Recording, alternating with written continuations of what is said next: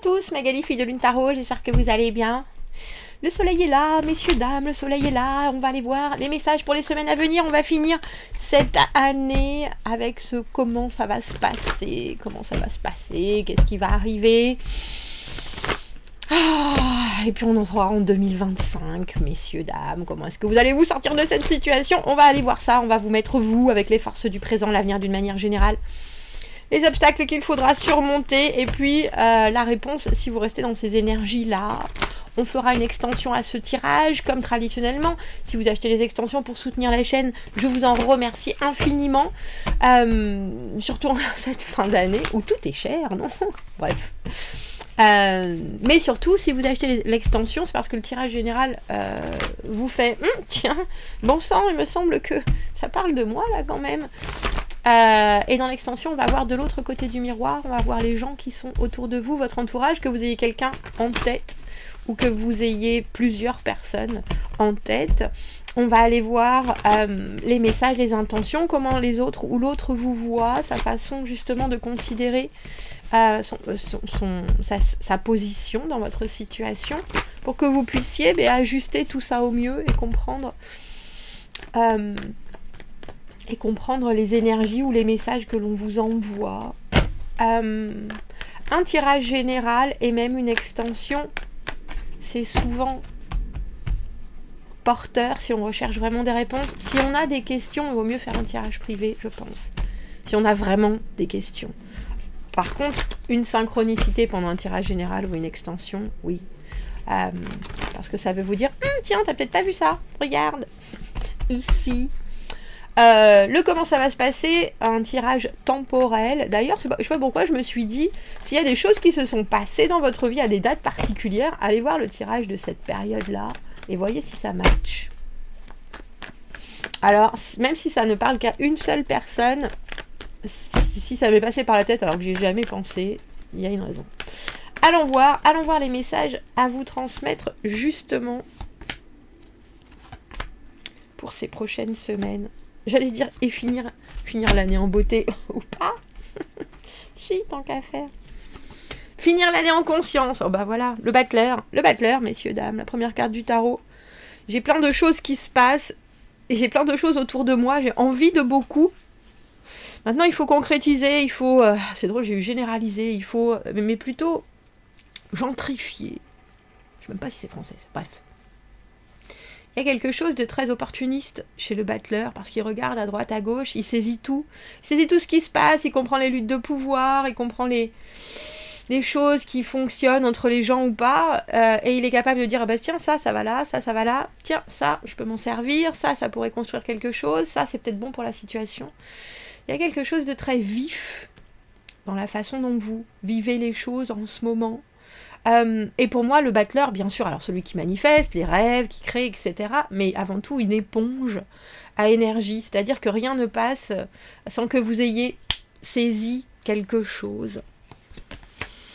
Alors, les forces du présent, le 9 de bâton à l'envers, être un peu sur la défensive, et pourtant vous avez une baguette à la main. Et pourtant vous pouvez agir, vous pouvez faire, mais il y a quelque chose de très... bref dans l'énergie du battleur, parce que c'est un peu comme s'il recevait des milliers d'informations et puis comme un ordinateur il faut les ressortir, il faut les mettre en forme pour qu'elles puissent servir. L'avenir d'une manière générale, on a le 7 de coupe. Alors on sera bien obligé de l'éclaircir ce 7 de coupe, parce que le 7 de coupe c'est les illusions, c'est les châteaux en Espagne, c'est rêver, c'est la carte du magasin de chaussures. D'ailleurs, dans un autre jeu que j'ai là, les Victorian Fairy, la carte du 9, j'en parle souvent, mais la carte du 7 de coupe, ils ont fait un magasin de chapeaux. Je me suis dit, tiens, hey, mon image, elle était bonne. La carte du 7 de coupe, l'impression qu'on est un peu confus, il y a beaucoup de choses émotionnellement qui arrivent, il y a beaucoup de... Et on a du mal à discerner le vrai du faux, ce qui est justement faisable. Mais soudainement, c'est parce qu'il y a énormément d'émotionnel.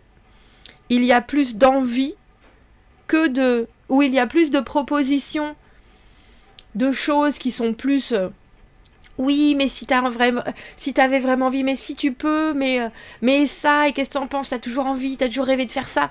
Et pourtant, il y a quelque chose dans votre énergie actuelle qui est... moi, il faut qu'il se passe des choses, il faut que ça arrive là, il faut que ça se produise. Et on voit que dans les semaines à venir, il y a encore... C'est comme si on vous proposait un arc-en-ciel, soudainement. Et vous êtes là, waouh. Vous pourriez... C'est un peu le labyrinthe aussi émotionnel, cette carte du 7 de coupe. Hein. Tiens, mais ça se trouve, je préférerais ça, ça se trouve ça, ou ça, ou ça. Alors, les obstacles, ou la stagnation, messieurs, dames. Alors, intéressant que vous ayez ces deux cartes qui se rencontrent, on dira, parce que le pendu à l'envers, c'est un moment où il devient inconfortable de ne pas passer à l'attaque, de ne pas changer les choses, de ne pas mettre un coup de pied dans la fourmilière. Et en ce moment, il y a quand même quelque chose qui vous fait un peu... Alors, j'ai autant refermé les poings, un peu crispé la mâchoire... Vous regardez, vous êtes là, un peu gardé, mais ça peut devenir problématique si vous restez comme ça trop longtemps. C'est-à-dire... Alors c'est drôle, parce que j'ai envie de dire incapable de choisir, mais c'est aussi... Je ne sais pas si on va vous demander de choisir un camp. Je ne sais pas si on va vous demander d'être plus explicite sur la création de vos rêves, mais je pense que si vous vous retrouvez avec cet obstacle du pendu, c'est que quelque part, c'est peut-être qu'on vous met en retrait aussi, on vous dit t'inquiète pas, on s'occupe de tout, et vous êtes là, vous rongez les sangs parce que vous savez qu'il y a peut-être des choses qui sont pas suffisamment équilibrées, ou alors qu'il faut carrément tout faire péter, et être dans cette... position d'objecteur de conscience, c'est pas forcément du plus confortable, on dira. La carte du 3 d'épée, la décision. Décision difficile à prendre, mais c'est aussi quelque chose de difficile à dire. Comme si vous deviez lever la main pour énoncer quelque chose que vous savez, je pense, depuis un petit moment. Parce que au final, ce battleur qui vous représente, comme je vous disais, cette éponge, il y a des choses que vous allez instantanément intégrer et les gens, ça leur passera complètement à côté. La façon dont quelqu'un dit quelque chose, la façon dont quelqu'un maugré dans sa barbe, qui fera que, tiens, vous avez compris qu'il y a ça et ça entre telle personne et telle personne, ou que ça ne convient pas, ou que... et au final, c'est le roi Salomon, hein, la carte du 3 d'épée, il faut trancher. Il faut trancher, c'est pas forcément agréable pour qui que ce soit, mais c'est obligatoire.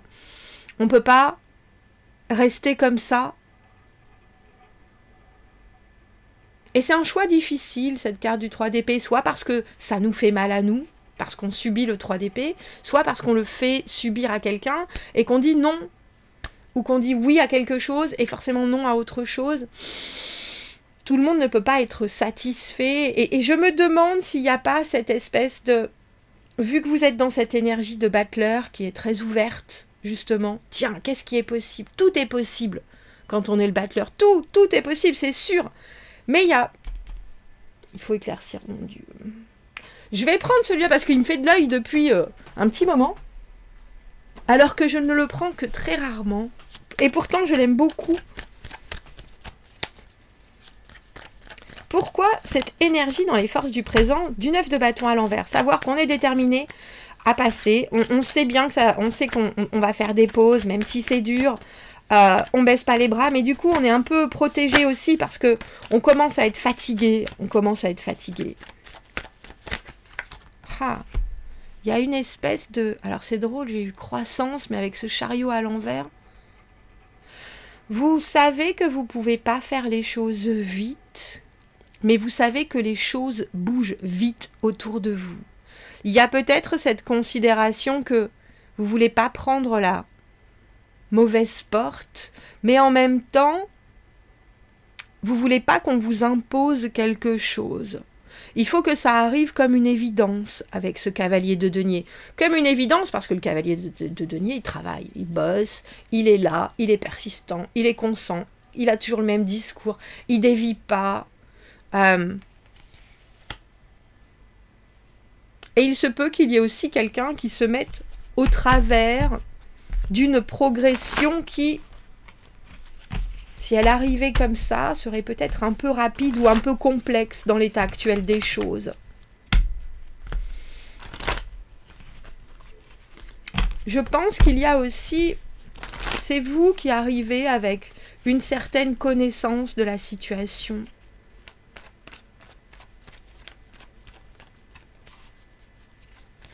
Pourquoi est-ce qu'on a ce chariot à l'envers ?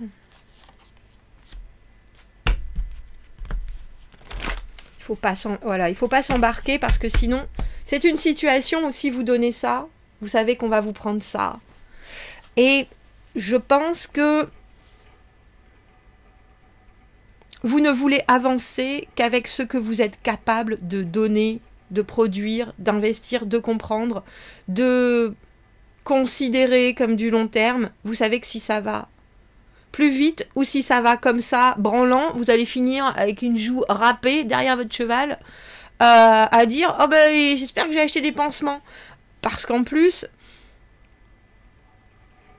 la reine de denier à l'envers, elle peut devenir bien trop formelle, quasiment antipathique, hein, certaines fois quand elle est dans ce « Ah ben et ça a été fait, et ça a été fait, et ça a été fait, et ça a été fait ».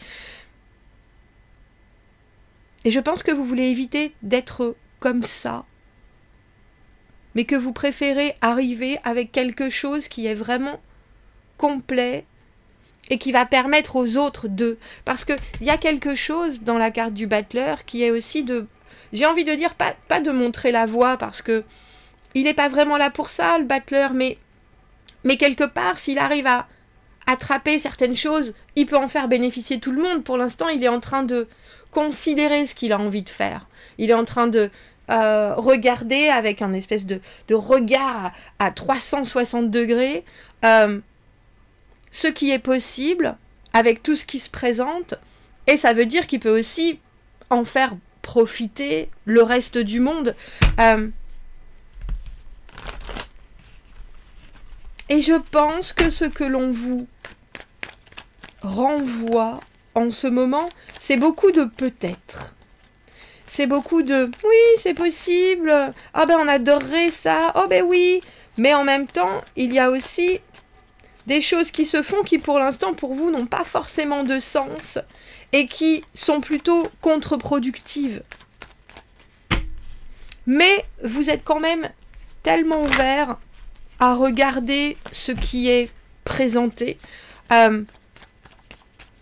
qu'il y a quelque chose, je pense, de très rassurant dans votre attitude du moment.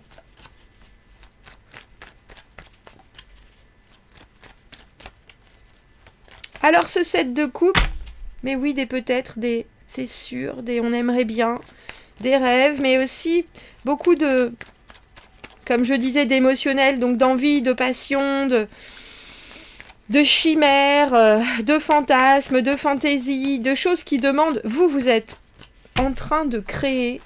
Et là, ce qu'on vous met devant les yeux, c'est peut-être aussi, et c'est pour ça que vous vous en gardez, hein, les choses que les gens veulent autour de vous. Et vous savez que vous auriez tendance, parfois,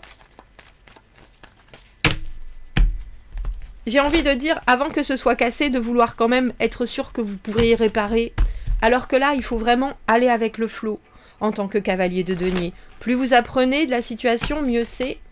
Plus vous êtes présent avec votre attitude justement très droite, très forte, très on va faire les choses de cette manière, c'est traditionnel, c'est comme ça, c'est une bonne chose. Et nous regardons devant, mais nous apprenons tous les jours.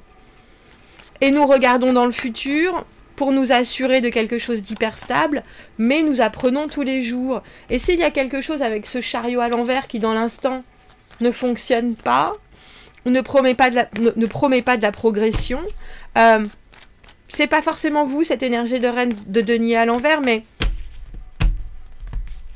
vous savez que si vous vous investissez, vous avez peut-être aussi une âme de Saint-Bernard et vous aurez envie que tout se passe, alors que, parce que vous voyez ce pendu dans les obstacles, ça veut aussi dire que vous avez besoin de vous arrêter et de vous dire ça je peux pas le régler, ça c'est pas à moi de le régler, moi je suis en train d'apprendre dans tout ce qui se passe là, je suis en train d'apprendre les ficelles, je suis en train de regarder, que ce soit une relation, que ce soit du travail, que ce soit... Je suis en train de regarder les tenants et les aboutissants, je suis en train de faire et de créer mon propre rythme.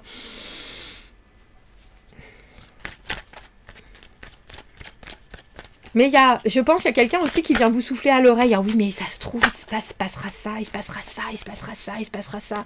Et vous voulez pas entendre ce genre de discours. 4 d'épée à l'envers, quelqu'un, dans l'avenir d'une manière générale, a quelque chose qui reste coincé là. 2 d'épée, 3 d'épée, on est dans une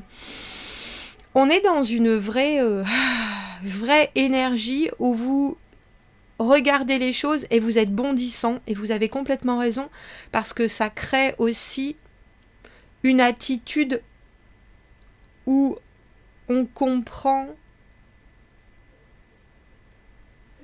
je pense, et on comprendra encore mieux que vous êtes capable de...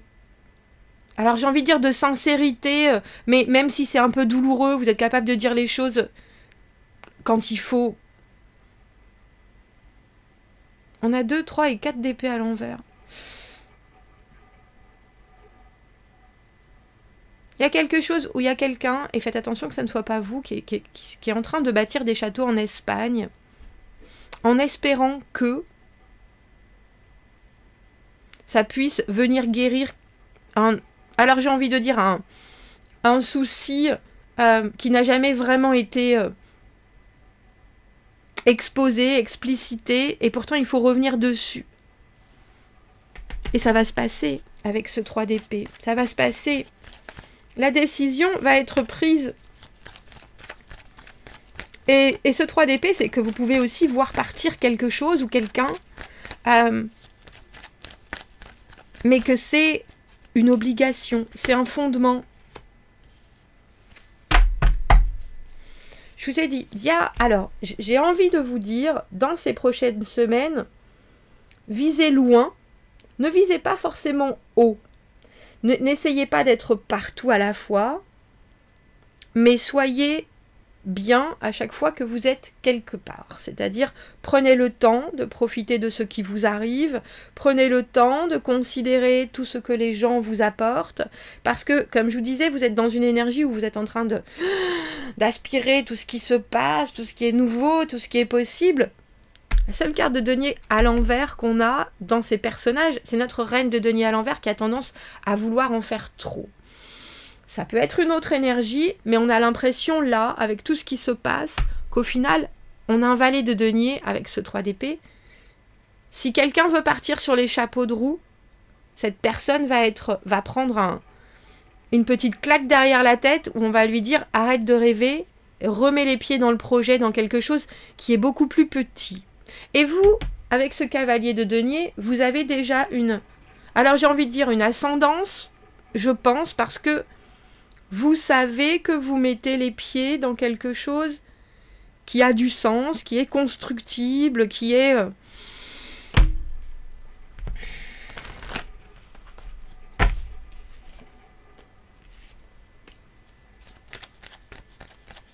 Faites attention aux manigances aussi, messieurs, dames. On a la roue de fortune. Si vous êtes ce pendu, si vous êtes ce battleur, enregistrez tout ce qui se passe. On a le 7 d'épée à l'envers, le moment où il y a des stratagèmes qui ont été mis en place. Et quelque part qui ont été espérés, je pense. Parce que là, ce qui arrive avec ce 7 de coupe, c'est juste des peut-être, c'est juste des possibles, c'est juste des... quelque chose qui va vous faire vous dire, bon, mais moi, je sais pas du tout ce que toi, tu dis vrai, tu dis faux, tu me montres vrai, tu me montres faux, tu portes un masque. Il y a de grandes chances, parce que si on a le 7 de coupe et le 7 d'épée, c'est un moment de dérangement entre ce que les uns vous montrent et ce qu'ils veulent vraiment. Et il y a quelque chose qui va faire remettre les pieds au sol de quelqu'un qui voit peut-être trop grand.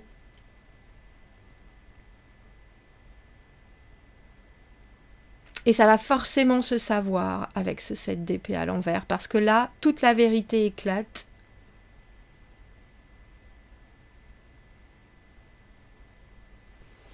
toute la vérité éclate et il y a quelque chose qui vient faire redescendre de son, alors j'ai envie de dire piédestal, mais aussi podium là-haut dans les nuages. Oh ben si, mais ça serait fantastique, c'est tout à fait possible, on pourrait faire ça et ça et ça et ça et ça et ça et ça. Comme ça montrerait à un tel et un tel qu'on est capable. Allez, on y va, on décide. Et au final, même si vous décidez, il n'en sort que quelque chose qui est infiniment plus petit parce que il y a des objectifs, et j'ai presque envie de dire des budgets, c'est-à-dire des valeurs de temps, d'envie, de possibilités qui ne sont que beaucoup plus petites. On peut vous promettre la lune, messieurs, dames, dans les prochaines semaines, mais vous inquiétez pas parce que avec ce 3 d'épée, il y a un 2 d'épée là qui montre vraiment qu'il y a quelque chose qui est tranché, et même si c'est douloureux, ça vient vraiment faire remettre les pieds sur terre. C'est ça. Et avec cette roue de fortune, il y a aussi quelque chose qui dit la franchise, ça paye toujours. Et sur du long terme, la conscience d'être dans le bon droit paye encore plus. 6 de denier à l'envers, faites attention. C'est drôle, hein, faites attention à ce que vous allez donner, ce que vous allez recevoir. Faites en sorte que ce soit toujours équilibré.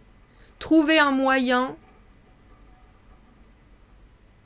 d'être repayé des efforts que vous faites d'une manière ou d'une autre. Ça ne veut pas forcément dire que vous prêtez des sous et votre pote en a pas.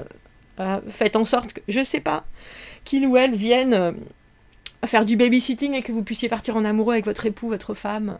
Vous voyez ce que je veux dire? Il y a quelque chose. Parce que sinon,